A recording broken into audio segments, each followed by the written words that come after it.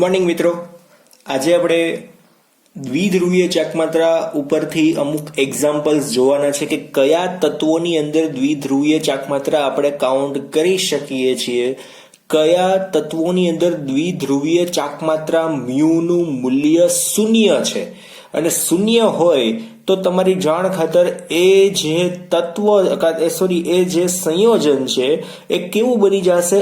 અધ્રુવીય. બરાબર છે. પેલા તો તમને લોકોને ધ્રુવીય શું છે એ તો ખ્યાલ છે ને.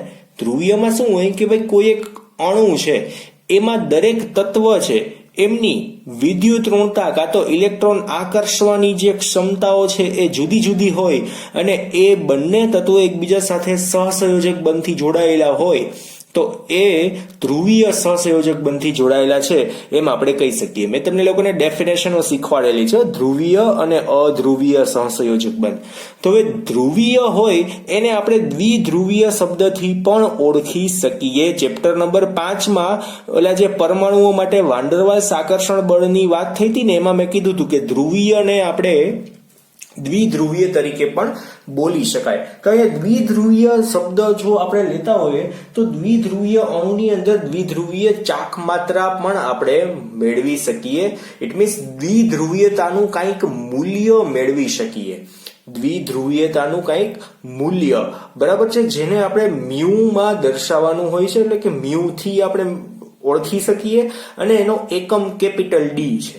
બરાબર. એના માટે આપણે કાલે જ વાત કરી હતી કે દ્વિધ્રુવીય ચાકમાત્રા શું છે, તો કે ભાઈ જે તે અણુ હોય એનો વિદ્યુત ભાર Q અને એ જે અણુઓ છે એની અંદર જે ધન અને ઋણ જે વીજભારો છે એમના કેન્દ્રો વચ્ચેનું અંતર R, એનો જે ગુણાકાર છે એને આપણે શું કહીએ? દ્વિધ્રુવીય ચાકમાત્રા. એ આપણે માનવું જ પડશે, Q into R. બરાબર છે. હવે દ્વિધ્રુવીય ચાકમાત્રા ડીબાઈ એકમથી ઓળખી શકાય અને એક ડીબાઈનું મૂલ્ય પણ ફિક્સ છે, જે પ્રેક્ટિકલી ફાઇન્ડ કરેલું છે. આપણે કાલે પણ વાત થઈ હતી. એકમ શું છે ડીબાઈ માટેનો? એક ડીબાઈ ઇક્વલ ટુ એકમ શું હશે? Coulomb metre. સેન્ટીમીટર નહીં, કુલંબ મીટર. પછી એક વાત હતી સદિશ રાશિ છે, એને આ પ્રકારના તીર વડે ઓળખી શકાય છે. તીરમાં શું છે કે ભાઈ આ તીર જે છે એ એવું દર્શાવે છે કે કોઈ એક પરમાણુ તરફ કે જેમની વિદ્યુત ઋણતા વધારે છે, જેમની ઇલેક્ટ્રોન આકર્ષવાની ક્ષમતા વધારે છે. જો આ અણુ ધ્રુવીય છે, શું કામ એને? કેમ કે હાઇડ્રોજન કરતા ક્લોરીન છે ને એની ઇલેક્ટ્રોન આકર્ષવાની ક્ષમતા વધારે છે. હાઇડ્રોજન કરતા ક્લોરીનની ઇલેક્ટ્રોન આકર્ષવાની ક્ષમતા વધારે છે. ધેટ્સ વાય તીર છે એ ક્લોરીન તરફ છે અને ક્રોસ છે એ હાઇડ્રોજન તરફ રાખેલું છે. એ અહીંયા સમજાવેલું છે. બરાબર છે. એટલે ખાસ એક યાદ રાખવાનું છે. અને તીર એ બાજુ જ હોય કે જ્યાં ઇલેક્ટ્રોનની ઘનતા વધારે હોય. બરાબર છે. જે બાજુ ઇલેક્ટ્રોનની ઘનતા વધારે એ બાજુ તીર હોય. ઇટ મીન્સ કે આમાં એક જ બાજુ ઇલેક્ટ્રોનની ઘનતા ખેંચાયેલી હોવાને લીધે આમાં કંઈક આપણને દ્વિધ્રુવીય ચાકમાત્રાનું મૂલ્ય જોવા મળે છે. બરાબર. એ આપણે કોષ્ટકની અંદર આગળ જોશું, આગળના લેક્ચરોની અંદર. પણ અત્યારે આપણે સાદી વાતો જોવાની છે કે ભાઈ બેરિલિયમની સાથે હાઇડ્રોજન જ્યારે મિત્રો જોડાયેલો હોય ને ત્યારે એ બંધ ખાલી ધ્રુવીય જ છે. એ બંધ ધ્રુવીય છે. તો એ ધ્રુવીય હોય તો એની દ્વિધ્રુવીય ચાકમાત્રા આપણે મેળવી શકીએ. પણ છતાં જો BeH2 નો અણુ દ્વિધ્રુવીય ચાકમાત્રા શૂન્ય ધરાવે છે. શું કામ એને શૂન્ય છે? અને તેના લીધે જ એ કેવો છે? અધ્રુવીય પણ છે. એટલે તમને એવું કારણે પૂછાય કે BeH2 નો અણુ અધ્રુવીય છે. શું કામ એને? એનું કારણ શું? જો બેરિલિયમ અને હાઇડ્રોજન થી બનેલો અણુ હોય ને તો એમાં શું થાય કે ભાઈ બેરિલિયમ છે ને એમની ઇલેક્ટ્રોન આકર્ષવાની ક્ષમતા હાઇડ્રોજન કરતા કેવી હોય? ઓછી થઈ જાય છે. બેરિલિયમની ઇલેક્ટ્રોન આકર્ષવાની ક્ષમતા હાઇડ્રોજન કરતા કેવી હોય છે? ઓછી હોય સામાન્યતઃ. એટલે જો ખાલી આપણે આટલી જ વાત લખીએ, આજ આટલું જ દોરીએ, Be અને H આટલો જ બંધ દોર્યો. ખરેખરમાં બેરિલિયમ છે એની સંયોજકતામાં કેટલા ઇલેક્ટ્રોન હોય? 2 ઇલેક્ટ્રોન હોય. એટલે આપણે અત્યારે આ બંધારણને તો આપણે ફાઇનલી તો દોરી શકતા નથી, પણ આમાં આ રીતનું હોય કે ભાઈ હાઇડ્રોજન બાજુ ઇલેક્ટ્રોન ખેંચાયેલા રહે. શું કામ એને? કેમ કે બેરિલિયમ છે એના કરતા હાઇડ્રોજનની ઇલેક્ટ્રોન આકર્ષવાની ક્ષમતા કેવી હોય? વધારે હોય. પરંતુ આપણે અહીંયા શું લખી શકશું? પરંતુ આપણી પાસે જે અણુ છે એ કયો છે? પરંતુ BeH2 અણુ માટે અણુ માટે આપણે શું દોરી શકાશે? તો BeH2 ના અણુ માટે આપણે Be ને મધ્યસ્થ પરમાણુ રાખવાનો છે અને બંને બાજુ આ રીતના હાઇડ્રોજનને આપણે દોરવાનો છે. બંને બાજુ હાઇડ્રોજન હોય ને, આ હાઇડ્રોજનના ઇલેક્ટ્રોન, અહીંયા પણ હાઇડ્રોજનના ઇલેક્ટ્રોન, આ બેરેલિયમના ઇલેક્ટ્રોન, આ પણ બેરેલિયમના ઇલેક્ટ્રોન, અહીંયા પણ મેં એ રીતના થોડું ઘાટું થઈ ગયું એટલે તમે સમજી જજો, બરાબર ને? તો આની અંદર શું થાય? તો આમાં જે છે ને, જોજો, આ બાજુ તીર આવશે, અહીંયા ક્રોસ આવશે, બેરેલિયમ બાજુ શું આવશે? ક્રોસ આવશે. સેમ એઝ આ બાજુ પણ તીર આવશે અને બેરેલિયમ બાજુ શું આવશે? ક્રોસ આવશે. હવે ખાસ આની વાત આની અંદર કે જ્યારે કોઈ પણ તત્વની અંદર આવા તીર છે એકબીજાથી વિરુદ્ધ દિશામાં જવા માંડે, એકબીજાથી વિરુદ્ધ દિશામાં જ્યારે જવા માંડે ત્યારે દ્વિધ્રુવીય ચાકમાત્રાનું મૂલ્ય પ્રેક્ટિકલી આપણને મળતું નથી. જે મૂલ્ય મશીનથી ગોઠતા હોય છે એ મળતું નથી. આમ થિયોરિટિકલી આપણે સમજી શકીએ કે ભાઈ હાઇડ્રોજનની વિદ્યુત ઋણતા વધારે છે કોના કરતા? બેરિલિયમ કરતા. તો બંને વિરુદ્ધ દિશામાં ભાગે છે તો આખા અણુનું દ્વિધ્રુવીય ચાકમાત્રાનું મૂલ્ય કેવું થઈ જશે? શૂન્ય. જો કોઈ એક જ દિશામાં બધા જતા હોત ને તો દ્વિધ્રુવીય ચાકમાત્રાનું મૂલ્ય મળે છે. આ નિયમો સમજજો ખાસ.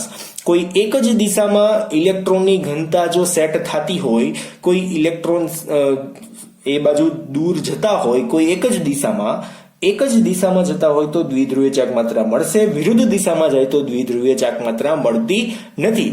આ પોઈન્ટને નોટ ડાઉન કરી નાખો ક્યાંક ઉપર કાઉન્સમાં, આમ છે ને, આમ ઉપર હાંસિયામાં ક્યાંક લખી નાખો કે ઇલેક્ટ્રોનની ઘનતા કોઈ એક જ દિશા તરફ આગળ વધતી હોય, કોઈ એક જ દિશા તરફ આગળ વધતી હોય તો દ્વિધ્રુવીય ચાકમાત્રાનું મૂલ્ય મળશે. જો ઇલેક્ટ્રોનની ઘનતા જુદી જુદી દિશાની અંદર આગળ વધતી હોય તો દ્વિધ્રુવીય ચાકમાત્રાનું મૂલ્ય મળશે નહીં. ઇટ મીન્સ કે આપણે આ રીતનું બતાવી શકશું કે જોજીને અહીંયા આપણે આમ શું બતાવી શકશું? તમારી ટેક્સ્ટ બુકમાં છે એક રીતે તીર એકમાં આ બાજુ છે વત્તા બીજામાં તીર કઈ બાજુ છે? વિરુદ્ધ દિશામાં છે. આવું થાય, વિરુદ્ધ દિશામાં થાય તો ફાઇનલી આપણે એમ કહી શકીએ ઇક્વલ ટુ 0d થશે. 0d થશે, બરાબર છે? એટલે કે દ્વિધ્રુવીય ચાકમાત્રા કેવી થઈ જશે મિત્રો? અહીંયા શૂન્ય થઈ જશે. એટલે હવે આપણે થિયોરિટિકલી આખું હું તમને સમજાવવાની ટ્રાય કરું. હવે આપણે પોઈન્ટ્સ લખી નાખીએ, બરાબર છે? પોઈન્ટ્સ કયા પોઈન્ટ્સ આવશે એની અંદર ખાસ ધ્યાન આપજો કે Be કરતા H ની વિદ્યુત ઋણતા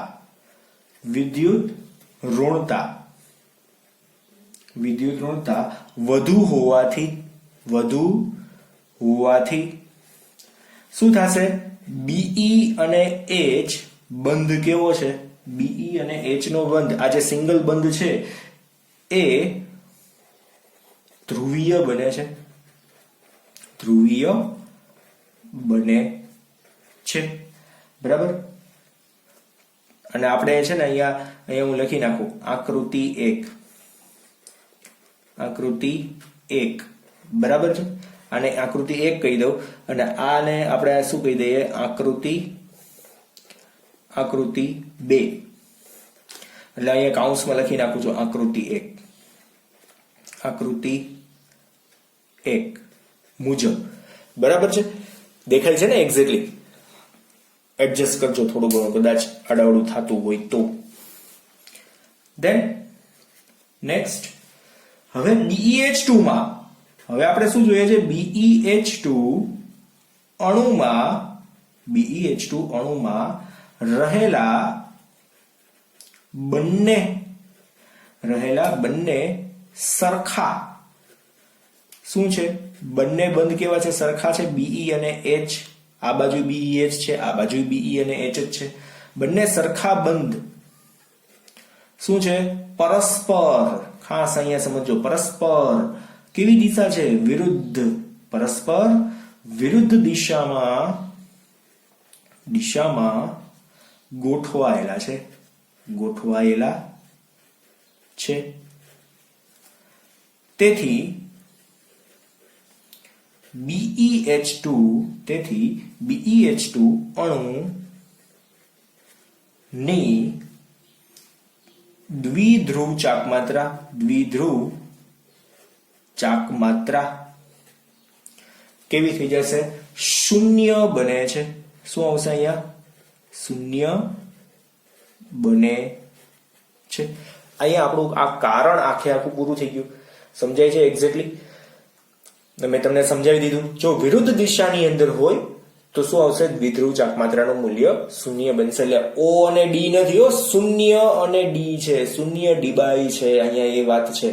બરાબર છે? એટલે દ્વિધ્રુવ ચાકમાત્રાનું મૂલ્ય આપણને અહીંયા મળતું નથી, શૂન્ય મળે છે. શું કામ? એને કેમ કે વિરુદ્ધ દિશાની અંદર ઇલેક્ટ્રોનની ઘનતા આમ ડિવાઈડ થઈ જાય છે. વિરુદ્ધ દિશામાં ડિવાઈડ થતી હોય ને જુદી જુદી દિશામાં, તો દ્વિધ્રુવીય ચાકમાત્રાનું પરિણામી મૂલ્ય કેવું મળે? શૂન્ય મળે. આ રીતના પરિણામી મૂલ્ય શૂન્ય. તમને જો આ દિશામાં દાખલા તરીકે 1.5 નું મૂલ્ય મળ્યું, આ દિશામાં 1.5 નું મૂલ્ય મળ્યું, પણ એક દિશામાં +1.5 કહેવાય, બીજી દિશામાં ઊંધું જતું હોય તો -1.5. તો +1.5 -1.5 મૂલ્ય કેવું થઈ જાય? શૂન્ય. કેમ કે બંને એક જ સરખા છે ને. હા, જુદા જુદા હોત તો આખું મૂલ્ય બદલી જાય. અહીંયા હાઇડ્રોજન છે ને અહીંયા ક્લોરીન હોત તો કંઈક આપણે વાત એવી આવે, પણ એવા તો ક્યારેય અણુ બનતા નથી. BeCl અને H, બરાબર છે? એવા અણુ ક્યારેય બનતા નથી, એટલે વાત નથી આવતી એવી પ્રકારની. તો BeH ની અંદર આ રીતના આપણે કહી શકીએ. હજુ આપણે વધારાના એક્ઝામ્પલ જોઈએ ને એટલે તમને વધારે હજી ખબર પડશે. હજુ આપણે BF3 અણુની દ્વિધ્રુવીય ચાકમાત્રા સમજીએ. BF3 અણુની દ્વિધ્રુવ ચાકમાત્રા સમજાવો. બરાબર છે? તો BF3 ની અંદર પેલા તો જોઈએ બંધ કેવો છે, દ્વિધ્રુવીય છે કે નથી. બરાબર છે? આપણે જોઈએ. જો ખાલી BF3 જોઈએ, ખાલી B અને F બંધ જોઈએ, એકલો B અને F બંધ હોય તો શું હોય? તો કે ભાઈ હા, એ દિશાની અંદર છે.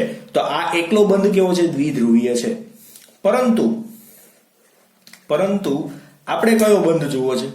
B અને F3 એની સાથે 3 ફ્લોરીન જોડાયેલા હોય તો એમાં શું આવશે? તો બોરોન, એની સાથે અહીંયા ફ્લોરીન, અહીંયા પણ ફ્લોરીન અને અહીંયા પણ ફ્લોરીન.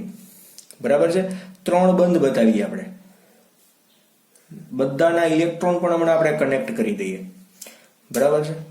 ઇલેક્ટ્રોન બતાવી દઈએ ને સાથે સાથે કે ભાઈ આ બંધનો ઇલેક્ટ્રોન છે. વધારાના ઇલેક્ટ્રોન આપણે દર્શાવવા નથી અત્યારે. ફ્લોરીનના ઇલેક્ટ્રોન તમને લોકોને તો ખ્યાલ જ છે કે 1 2 3 4 5 6 એટલે ટોટલ 7 ઇલેક્ટ્રોન હોય ફ્લોરીન પાસે. બરાબર ને? 1 2 3 4 5 6. પણ આપણે જે જોવાનું છે એ શું છે કે ભાઈ આમાં શું છે? જોજો દ્વિધ્રુવ ચાકમાત્રા કઈ કઈ દિશામાં છે. જો આમાં ફ્લોરીન બાજુ ખેંચાયેલી છે તો આવું આવશે. આમાં પણ ફ્લોરીન બાજુ ખેંચાયેલી છે એટલે ફ્લોરીન બાજુ તીર આવશે. અને આ બાજુ પણ શું છે? ફ્લોરીન બાજુ ખેંચાયેલી છે તો અહીંયા પણ શું આવશે? તીર જ આવશે. સોરી, ક્રોસ આવશે. સમજાય છે? બધી બાજુ ક્રોસ. 3 દિશામાં બોરોન છે ને એની કોઈ ચોક્કસ બાજુ તો ક્યાંય આવતા જ નથી. બધા જુદી જુદી દિશામાં ફેલાઈ ગયા છે. જુદી જુદી દિશાની અંદર ફેલાઈ જવાના લીધે શું થાય? દ્વિધ્રુવીય ચાકમાત્રાનો પરિણામી જે મૂલ્ય છે, પરિણામી જે મૂલ્યનો કુલ જે સરવાળો છે એ કેવો થઈ જતો હોય? માઇનસ થઈ જતો હોય. બરાબર છે? તો અહીંયા આપણે રીઝન લખીએ. ખાસ તમારે રીઝનમાં ધ્યાન આપવાનું છે આના. બરાબર? ધ્યાન આપજો કે ભાઈ BF3 અણુમાં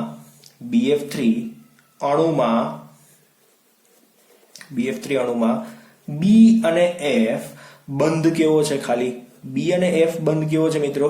ધ્રુવીય છે. ધ્રુવીય છે. અને એક સાથે ત્રણેય BF બંધ એકબીજા સાથે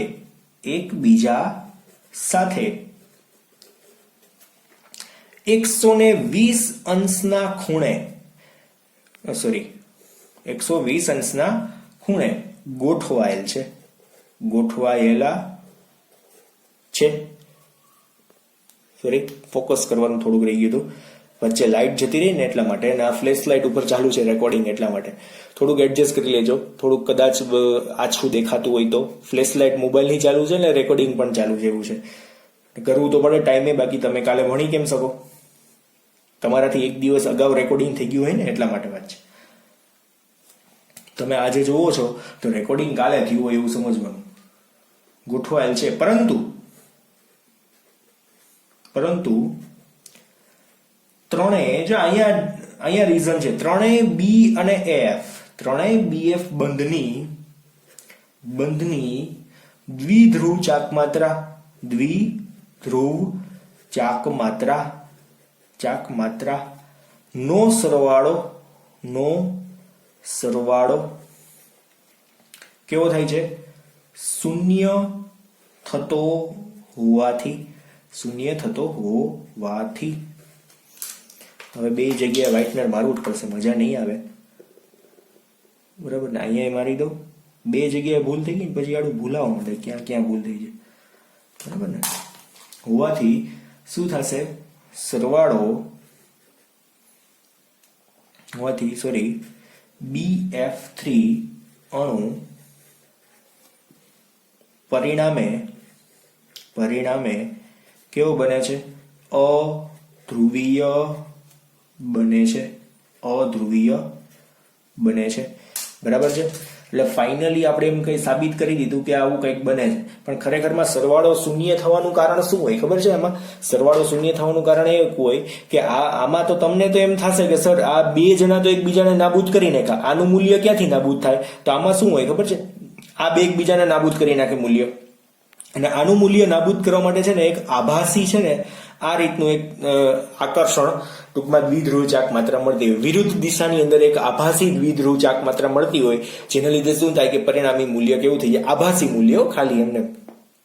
ખરેખરમાં તો કારણ આ જ છે કે જુદી જુદી દિશાની અંદર જો ઇલેક્ટ્રોન વિભાજિત થઈ જતા હોય ને, જુદી જુદી દિશાની અંદર ઇલેક્ટ્રોન ખેંચાઈ જતા હોય તો દ્વિધ્રુવ ચાક માત્રાનું મૂલ્ય શૂન્ય થઈ જ જતું હોય, એનું મૂલ્ય મળે જ નહીં, શૂન્ય જ મળે સીધે સીધું, એમાં સરવાળો કરવાની કઈ જરૂર નથી.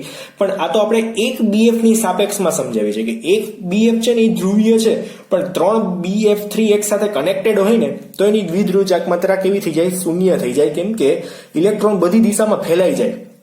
આના બદલે જો ઊંધું થતું હોત ને કે ઇલેક્ટ્રોન બોરોન તરફ બધા આવતા હોત તો દ્વિધ્રુવ ચાક માત્રાનું મૂલ્ય આપણને જોવા મળે. એટલે એવું એક્ઝામ્પલ પણ હું તમને હવે કહીશ.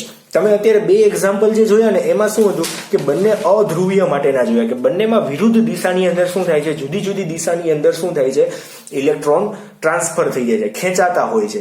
હવે આપણે જે એક્ઝામ્પલ લેવાના છે એમાં શું છે કે ઓક્સિજન તરફ એક પાણીનું એક્ઝામ્પલ લેશું જેમાં ઓક્સિજન તરફ ઇલેક્ટ્રોન ખેંચાય છે, જેના લીધે કંઈક દ્વિધ્રુવ ચાક માત્રા આપણને જોવા મળશે. તો એ પણ આપણે જોઈએ એક્ઝામ્પલ, એટલે એ એક્ઝામ્પલ ઉપરથી તમને લોકોને બહુ ખાસ ક્લિયર થઈ જશે કે કેવું શું કહેવા માંગુ છું, બરાબર છે? અત્યારે આપણે બંને અધ્રુવીય માટેના જોયા કે જેમાં દ્વિધ્રુવ ચાક માત્રા મળતી નથી. હવે આપણે જોઈએ H2O ના અણુ માટે દ્વિધ્રુવ ચાક માત્રા, બરાબર છે? મેં ઓલરેડી આમ ક્વેશ્ચન લખી રાખ્યા છે, શણગારેલું નાખ્યું જ છે એટલે વધારે મજા આવે, બરાબર ને? તો આપણે H2O નો અણુ જોઈએ. H2O નો અણુ ખરેખરમાં કેવો હોય છે? તો અહીંયા હું દોરી દઉં છું. જો H2O એને આપણે કઈ રીતના દોરી શકશું? તો કે ભાઈ HO અને H એમની વચ્ચે આ રીતના આપણે બંધ પણ દોરી દઈએ. થોડોક લાંબો બંધ થઈ ગયો છે, તમે એડજસ્ટ કરી લેજો. 1 2 3 4, બરાબર છે? બે બંધ બન્યા છે તો આટલા હોય, પછી બાકીના તો ઉપર એના ટપકા હોય જ છે આ રીતના.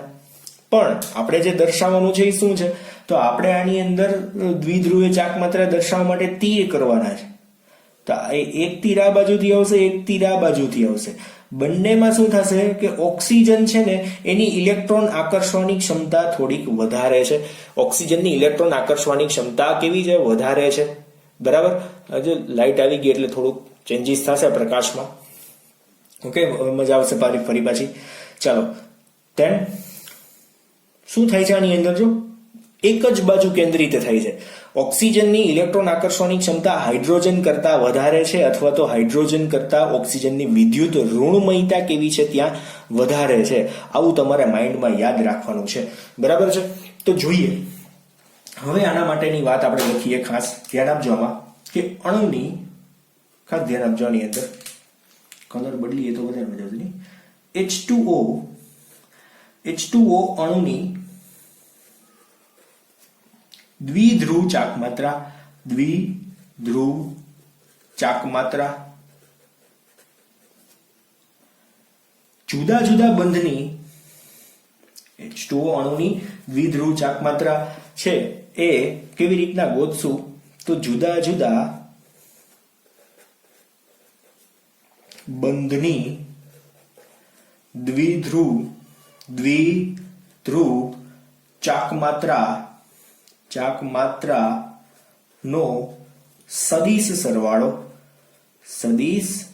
સરવાળો છે. બરાબર.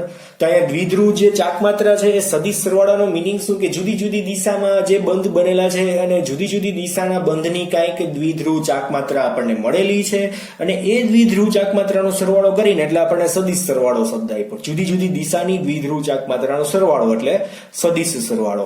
અદિશ સરવાળો હોય તો ચોક્કસ દિશાનો હોત, આપણે એવું કહી શકીએ. અહીંયા બીજો કોઈ જ મિનિંગ નથી. સદિશ અને અદિશ શબ્દો તો આપણે આવતો જ નથી, પણ સદિશ આવે છે. કેમેસ્ટ્રીમાં સદિશ શબ્દો તમને ઘણી બધી જગ્યાએ જોવા મળશે. ખરી જોઈએ H2O નું જે બંધારણ છે એ કેવું છે એના વિશેની વાત કરીએ તો H2O અણુની રચના વળાંકવાળી છે. બેન્ટ સ્ટ્રક્ચર ને બેન્ટ સ્ટ્રક્ચર પણ કહેવાય, જેમાં 2 OH બંધ.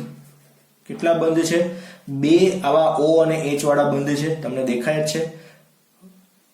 104.5 અંશના ખૂણે ગોઠવાયેલા હોય છે. બરાબર. 104.5 અંશના ખૂણે શું હોય? ગોઠવાયેલા હોય. એટલે ટૂંકમાં ખૂણો જે છે એમની વચ્ચેનો એ કેટલો હોય? 104.5 અંશ. કોના વચ્ચેનો ખૂણો? આ બે બંધ વચ્ચેનો ખૂણો. બંધ કોણ ટૂંકમાં કહીને તો બંધ કોણ 104.5 અંશનો છે એમ આપણે કહી શકીએ. હવે બીજું પ્રેક્ટિકલી જે ફાઇન્ડ આઉટ કરેલી વાત છે એની ઉપર ધ્યાન દોરીએ તો આમાંનામાં જ ધ્યાન આપજો. H2O ની દ્વિધ્રુવ ચાકમાત્રા કેટલી છે? 6.17 ગુણ્યા 10⁻³ કુલમ્બ અને મીટર એ 2 OH બંધની દ્વિધ્રુવ ચાકમાત્રા ના પરિણામની દ્વિધ્રુવ ચાકમાત્રા છે. ટૂંકમાં આ બંનેના સરવાળાથી મળેલી દ્વિધ્રુવ ચાકમાત્રા છે. બરાબર છે. આ જે મૂલ્ય જે છે એની વાત છે અને એ આપણે યાદ જ રાખવાનું છે. તો ફિક્સ જ યાદ રાખશું, આમાં કોઈ જ ચેન્જીસ નથી. કેવી રીતના મળી છે એ જોઈએ. ખાસ H2O માટે ચોખ્ખી દ્વિધ્રુવ ચાકમાત્રા બરાબર કેટલી થશે ખબર? 1.85D થશે. બરાબર. અને 1.85D માં આપણે એવું કહી શકશું 1.85 ગુણ્યા 1D બરાબર કેટલા હતા? તો 3.3356 આ મેં તમને લોકોને યાદ રાખવાનું કીધું હતું. ગુણ્યા 10⁻30 કુલમ્બ મીટર. 1D બરાબર જે મૂલ્ય છે એ લખેલું છે અને ફાઇનલી જે જવાબ આવે છે એ 6.17 × 10⁻30 કુલમ્બ મીટર આવે છે. બરાબર છે. આ ખબર પડે છે એક્ઝેક્ટલી. તો અહીંયા આપણે 3 ક્વેશ્ચનના જવાબ એક્ઝેક્ટલી જોયા છે. તો H2O ની દ્વિધ્રુવ ચાકમાત્રા તમે કઈ રીતના ગોતશો હવે એક્ઝેક્ટલી ખબર પડી. પ્રેક્ટિકલી ફાઇન્ડ આઉટ કરેલું છે. 1.85D આવે છે પણ કુલમ્બ મીટરમાં કેટલી આવે છે? 6.17 ગુણ્યા 10⁻30. એટલે આપણે આ મૂલ્ય યાદ રાખવાનું. આ મૂલ્ય ઓટોમેટિકલી તમને લોકોને મળી જશે. બરાબર છે. તો અહીંયા દ્વિધ્રુવ ચાકમાત્રા જુદી જુદી દિશાના બદલે ક્યાં છે? એક જ દિશાની અંદર શું થાય છે? એક જ દિશામાં અંદર ગોઠવાય છે. ઓલામાં શું થતું હતું? ઇલેક્ટ્રોન છે એ વિરુદ્ધ દિશામાં ભાગાભાગી કરતા હતા. બધા જુદી જુદી દિશામાં ભાગી જતા હતા. જુદી જુદી દિશામાં ફેલાતા હોય તો દ્વિધ્રુવ ચાકમાત્રાનું મૂલ્ય આપણને મળતું નથી. પણ એક જ દિશામાં જો કેન્દ્રિત થતા હોય તો શું થાય છે, દ્વિધ્રુવ ચાક માત્રાનું મૂલ્ય આપણને મળી શકે. એટલે આ બેની અંદર શું હતું કે જુદી જુદી દિશાની અંદર ફેલાઈ જતા હતા, એટલે પરિણામી જે દ્વિધ્રુવ ચાક માત્રાનો સરવાળો છે કેવો થઈ જતો હતો, શૂન્ય થતો હતો. આ બંનેની અંદર પરિણામી દ્વિધ્રુવ ચાક માત્રાનું મૂલ્ય શૂન્ય થતું હતું. આની અંદર કદાચ તમને શૂન્ય વિચાર ન આવતો હોય તો અહીંયા આભાસી આપણે બિંદુ દોર્યું છે કે ભાઈ આભાસી એટલે કે વિરુદ્ધ દિશામાં જતું હોય અને તમે કેલ્ક્યુલેશન માઇન્ડમાં નો સેટ કરી શકતા હોય તો એવું વિચારવાનું કે આમાં પણ વિરુદ્ધ દિશાની અંદર ક્યાંક ઇલેક્ટ્રોનની ઘનતા ખેંચાતી હોય, એવું આભાસી આપણે વિચારવાનું છે. ખરેખરમાં તો વિરુદ્ધ દિશામાં જાય એટલે શૂન્ય થઈ જ જતું હોય, બરાબર. એનું દ્વિધ્રુવ ચાક માત્રાનું મૂલ્ય મેથેમેટિકલી પણ નહીં, પ્રેક્ટિકલી શૂન્ય જ મળતું હોય મશીનરીથી, બરાબર છે.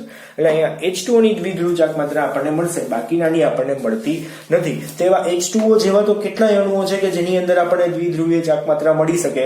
પછી આના જેવો જ H2S છે, બરાબર, આના જેવો જ છે H2S છે. પછી એમોનિયા છે, એમોનિયાના બદલે બીજા ઘણા બધા એવા અણુઓ છે કે જેની અંદર આપણને મળશે. આ એક છે કે એક સરખા અણુઓ હોય, દાખલા તરીકે H2O2 Cl2, એની અંદર દ્વિધ્રુવ ચાક માત્રા મળતી નથી. આપણે આવું બતાવી શકીએ. આ એક ખાસ આમ જે ક્રોસ જેમાં યાદ રાખજો, ખાસ જે ક્રોસ જેમાં શું કે ભાઈ H2 છે, પછી O2 છે, Cl2 છે, આ બધા કેવા છે, અધ્રુવીય છે ને, એમાં ઇલેક્ટ્રોન આકર્ષવાની ક્ષમતાઓ બધામાં કેવી થશે, પરિણામી નાબૂદ થઈ જશે. એટલે જેટલા પણ અધ્રુવીય છે, તમને લોકોને જેટલા પણ આવડે છે, Br2 છે, I2 છે, F2 છે, N2 છે, વગેરે વગેરે વગેરે માં બધામાં શું હશે, દ્વિધ્રુવ ચાક માત્રા બરાબર શું આવશે, શૂન્ય ડીબાઈ આવશે, શૂન્ય ડીબાઈ. શું કામ એને, કારણ શું છે એનું, કારણ કેવા છે બધા, અધ્રુવીય. કેવા છે, અધ્રુવીય. પછી વધારાના અધ્રુવીય કયા, હજુ આમાંનામાં જ બીજા અધ્રુવીય કયા, તો એ પણ ખાસ ધ્યાન આપજો. હજુ વધારાના છે આની અંદર અધ્રુવીય, તો CO2, પછી BF3, પછી CH4 અને CCl4, બરાબર છે. આ બધાની અંદર કાંઈક ને કાંઈક રીતે શું છે, દ્વિધ્રુવ ચાક માત્રાનું મૂલ્ય એટલે કે મ્યુ બરાબર શું થશે, શૂન્ય ડીબાઈ થશે, શૂન્ય ડીબાઈ. કારણ કે એ પણ કેવા છે, બધા અધ્રુવીય છે, બરાબર. આ જે ક્રોસ જેમાં તમારે ખાસ યાદ રાખવાનું છે, આટલી વાત તમારે ખાસ યાદ રાખવાની છે. આ બધા જ જેટલા પણ મેં લખેલા છે, આ બધા જ કેવા છે, એની અંદર બધામાં દ્વિધ્રુવ ચાક માત્રાનું મૂલ્ય શૂન્ય છે. આમાં પણ કેવું છે, દ્વિધ્રુવ ચાક માત્રાનું મૂલ્ય શૂન્ય છે. આ તમારે યાદ જ રાખવાનું છે, બરાબર છે. આટલામાં તો શૂન્ય છે જ, જેટલામાં છે એના મૂલ્યો યાદ રાખવાની જરૂર નથી. શૂન્ય કેટલામાં છે ને એ આપણે ખાસ યાદ રાખવાનું છે કે આટલામાં શૂન્ય છે, એનું કારણ શું, તો બધા જ કેવા છે, કોઈને કોઈ કારણોસર અધ્રુવીય છે, બરાબર. તો આજે મિત્રો આપણે 3 જ એક્ઝામ્પલ રાખશું. હવે કાલના એક્ઝામ્પલ ની અંદર કાલે આપણે એક્ઝામ્પલ લેશું, પણ એની અંદર એક સરખામણી કરવાની છે કે આ અધ્રુવીય છે ને આ શું કામ એને દ્વિધ્રુવીય છે. જો અધ્રુવીય હોય તો દ્વિધ્રુવ ચાક માત્રાનું મૂલ્ય કેવું મળે, શૂન્ય. પણ દ્વિધ્રુવીય હોય તો દ્વિધ્રુવીય ચાક માત્રાનું મૂલ્ય આપણને કંઈક ને કંઈક મળી શકે, બરાબર છે. આઈ હોપ તમને લોકોને આમાં તો ખાસ ક્લિયર થયું જ હશે. બાકી નો ક્લિયર થયું હોય તો હજુ તમે એક વખત મેસેજ ફટાફટ નાખી દેજો, તો નેક્સ્ટ લેક્ચરની અંદર તમારું સોલ્યુશન થઈ શકતું રહે, બરાબર છે. અધરવાઇઝ 100%ની વાત છે કે તમે વોટ્સઅપમાં તમે મને મેસેજ કરજો. વોટ્સઅપના નંબર મેં ડિસ્ક્રિપ્શનમાં, યુટ્યુબના ડિસ્ક્રિપ્શનમાં લખેલા જ છે, લેક્ચરની નીચેના ડિસ્ક્રિપ્શનમાં. તો ખાસ આ લેક્ચરની અંદર કઈ ડાઉટ મળતો હોય, તમને એવું લાગે, મને નથી લાગતું કે હવે કઈ ડાઉટ હોય, કેમ કે મેં તમને સમજાવી દીધું છે કે આની થિયરી એક્ઝેક્ટલી શું છે, કયા નિયમ ઉપર આપણે ચાલવાનું છે, અને એને નિયમને આપણે માનવા પડશે. વળી પાછા એમ ન કહેતા સર આવું કેમ, એ માનવું પડશે, એ માનવું પડશે, બરાબર છે. જે મેં નિયમ કીધા છે એને તો આપણે માનવા જ પડશે. ત્યાં દ્વિધ્રુવ ચાક માત્રા શૂન્ય થાય, ત્યાં દ્વિધ્રુવ ચાક માત્રાનું મૂલ્ય આપણને જોવા મળે. કોણ અધ્રુવીય છે, કોણ દ્વિધ્રુવીય છે, બરાબર. આ બધી જ વસ્તુઓ મેં તમને ક્લિયર કરી છે. એવું હોય તો બીજી વાર લેક્ચર ખાસ જોજો, અને દરેક શબ્દો ઉપર ધ્યાન રાખવાનું છે. અને જ્યાં અમુક વસ્તુ મેં નથી લખી, એ તમે બોલેલી છે એને સાંભળીને ક્યાંક લખવી હોય તો પણ લખી નાખવી. હું બોલ્યો છું 2-3 વખત અમુક વસ્તુ કે જે નોટ ડાઉન કરવા જેવી હોય છે, બરાબર. તો આજે આપણે અહીંયા સુધી રાખીએ. Thank you.